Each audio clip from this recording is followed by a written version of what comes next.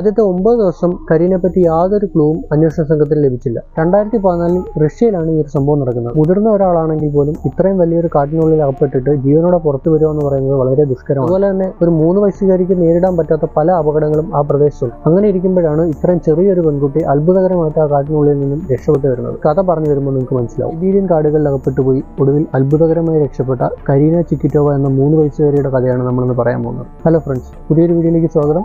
2014 റഷ്യയിലാണ് ഈ ഒരു സംഭവം നടക്കുന്നത്. റഷ്യയിലെ സൈബീരിയൻ കാടുകളിലാണ് ഈ പെൺകുട്ടി 11 ദിവസത്തോളം അകപ്പെട്ടു പോയത്. സൈബീരിയൻ കാടുകൾ വളരെയധികം അപകടം നിറഞ്ഞതും അതുപോലെ തന്നെ ഒരുപാട് വന്യമൃഗങ്ങളുടെ ആവാസ കേന്ദ്രവുമാണ്. മുതിർന്ന ഒരാളാണെങ്കിൽ പോലും ഇത്രയും വലിയൊരു കാട്ടിനുള്ളിൽ അകപ്പെട്ടിട്ട് ജീവനോടെ പുറത്തു വരിക എന്ന് പറയുന്നത് വളരെ ദുഷ്കരമാണ്. അങ്ങനെ ഇരിക്കുമ്പോഴാണ് ഇത്രയും ചെറിയൊരു പെൺകുട്ടി അത്ഭുതകരമായിട്ട് ആ കാട്ടിനുള്ളിൽ നിന്നും രക്ഷപ്പെട്ടു വരുന്നത്, അതും വേറൊരാളുടെ സഹായത്തോടു കൂടി. പക്ഷെ അതൊരു മനുഷ്യനല്ല. അത് ഞാൻ ഈ കഥ പറഞ്ഞു വരുമ്പോൾ നിങ്ങൾക്ക് മനസ്സിലാവും.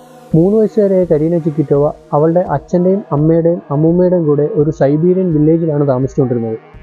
അവിടെ അവർക്ക് കൂട്ടായിട്ട് ഒരു ചെറിയ നായ്ക്കുട്ടിയും ഉണ്ടായിരുന്നു. നൈഡ എന്നായിരുന്നു ഈ നായ്ക്കുട്ടിയുടെ പേര്. 2014 ജൂലൈയിൽ ഒരു എക്സ്പെഡീഷൻ്റെ ഭാഗമായിട്ട് ഇവളുടെ അച്ഛൻ കാട്ടിലേക്ക് കയറി പോകുന്നത് കണ്ടിട്ട് ഇവൾ പുറകെ ഫോളോ ചെയ്യുമായിരുന്നു. അവളുടെ പിന്നാലെ ഈ നായ്ക്കുട്ടിയും കാട്ടിനുള്ളിലേക്ക് കയറിപ്പോയി. ഇവർ രണ്ടുപേരും കൂടെ കാട്ടിൽ പോകുന്നത് വേറെ ആരെയും ശ്രദ്ധയിൽപ്പെട്ടില്ല. അതുപോലെ തന്നെ കരീനയുടെ അച്ഛനും ഈ പെൺകുട്ടി നായയും കൂട്ടി പുറകിൽ ഫോളോ ചെയ്ത് വരുന്നതിനെ പറ്റി യാതൊരു ധാരണയും ഉണ്ടായിരുന്നില്ല. സൈബീരിയൻ കാടുകളുടെ ഭാഗമായ ടൈഗ എന്ന വനപ്രദേശത്തേക്കാണ് ഈ പെൺകുട്ടി കയറിപ്പോയത്. ഈ ടൈഗയുടെ ഒരു പ്രത്യേകത എന്താണെന്ന് വെച്ചാൽ അവിടെ കരടി, കടുവ, അതുപോലെ തന്നെ ചെന്നായ്ക്കളും തിങ്ങിപ്പാർക്കുന്ന ഒരു പ്രദേശമാണ്. അതുപോലെ തന്നെ ഒരു 3 വയസ്സുകാരിക്ക് നേരിടാൻ പറ്റാത്ത പല അപകടങ്ങളും ആ പ്രദേശത്തുണ്ട്. കുറച്ച് ദൂരം ഈ പെൺകുട്ടി അച്ഛനെയും ഫോളോ ചെയ്ത് കാടിനുള്ളിലേക്ക് പോയെങ്കിലും അതിനുശേഷം എപ്പോഴോ ഇവർക്ക് അച്ഛനെ ഫോളോ ചെയ്യാൻ പറ്റാത്ത രീതിയിൽ വഴിതെറ്റിപ്പോയി. അതേസമയം ഈ പെൺകുട്ടിയെ കാണാനില്ല എന്നുള്ളത് അമ്മയ്ക്ക് മനസ്സിലായിരുന്നു.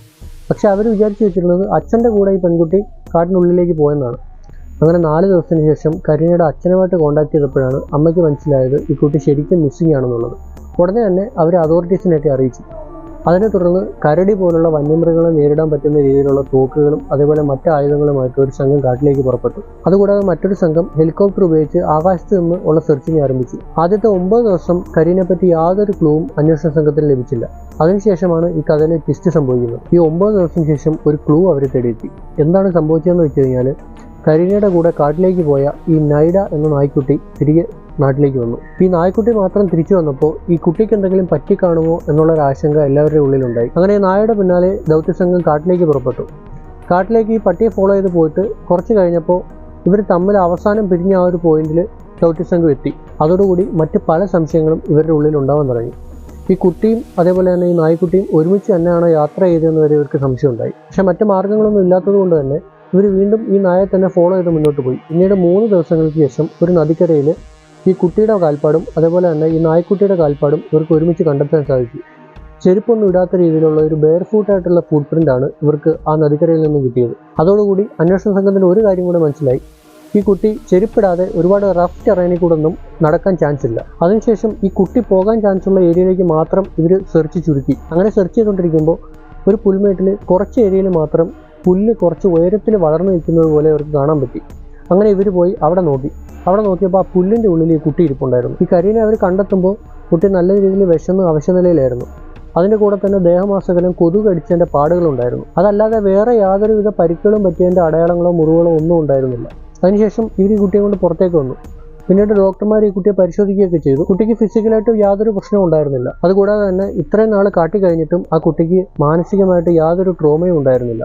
അതും ഈ ഡോക്ടർമാരെ അത്ഭുതപ്പെടുത്തി. കാട്ടിലായിരുന്ന സമയത്ത് വൈൽഡ് ബെറീസ് കഴിച്ചിട്ടും അതേപോലെ തന്നെ നദിയിലെ വെള്ളം കുടിച്ചിട്ടുമാണ് അവൾ സർവൈവ് ചെയ്തതെന്നാണ് ആ പെൺകുട്ടി പിന്നീട് പറഞ്ഞത്. കരീനയുടെയും നൈഡയുടെയും കഥ ലോക്കൽസിനെ നല്ല രീതിയിൽ തന്നെ സ്വാധീനിച്ചു.